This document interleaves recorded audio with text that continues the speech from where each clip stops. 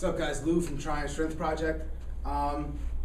Interesting question I got from that I honestly get all the time, so I might as well just make a video of it, and possibly two-part, because there's different segments to this, is that I personally work with a lot of kids, football, baseball, that sometimes they just want to gain some size. And it is true that if they gain a little size, able to produce a little bit more force, their performance is going to go up because of that. So one of the biggest staples that comes, one of the biggest segments that comes with that is nutrition.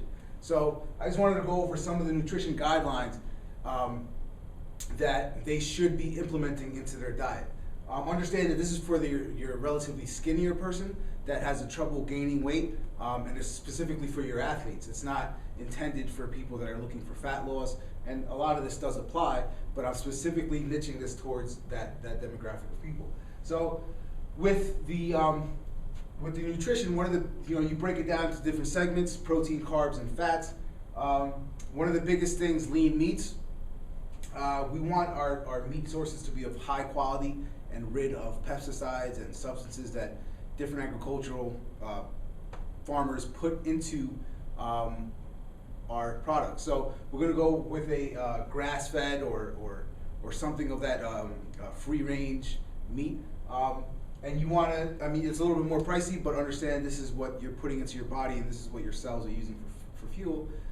So there's a huge debate on that, I guess, in a sense.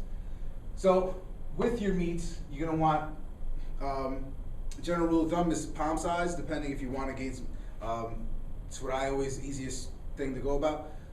Kids trying to gain some size, 2 palm sizes.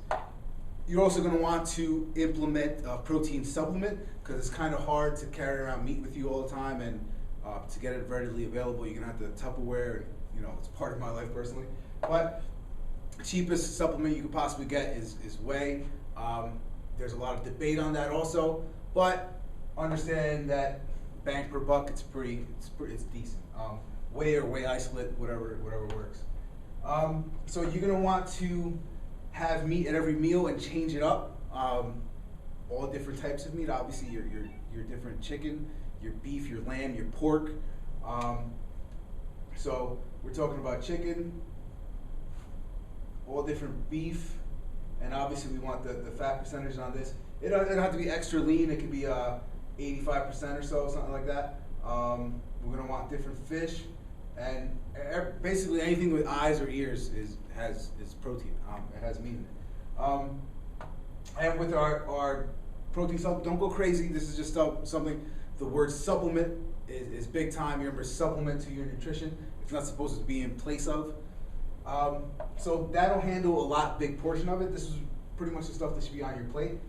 Carbohydrate-wise, we're going to want to basically have different types of carbohydrates, and that's the biggest thing, is there are different types. But to make it simplistic, we're going to want this from potatoes, from regular white potatoes, and there's going to be a specific time when you're going to have that. Sweet potato, different rices or grains, fruits, vegetables, and beans. With the veggies, I always promote to be all throughout the day, at every meal.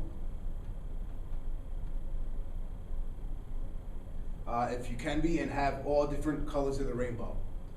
Easiest way to look at it, whatever you feel you like. The big thing with carbohydrates is that the timing is crucial. We want those carbohydrates that we're using to be utilized as energy. So we want to have them before our training sessions, maybe like an hour and a half before. So before training,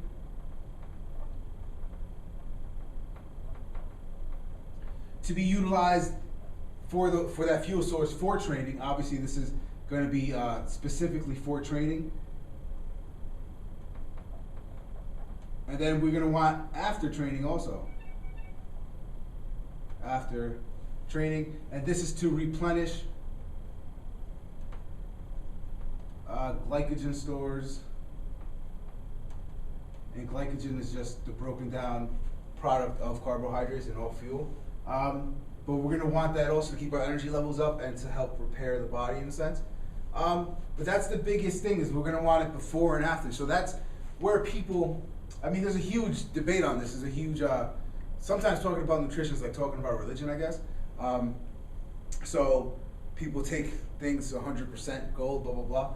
But you're going to want to time it appropriately. Obviously, if we have too much of any macronutrient, it's going to be stored on the body as fat. And if you do have fat, it's just stored food if you want to look at it that way.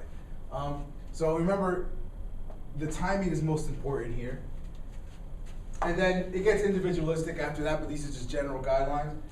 Fats, just don't go too crazy with them. If you're having the right protein types and pretty much here, and everything's set up there, this will handle itself in a sense.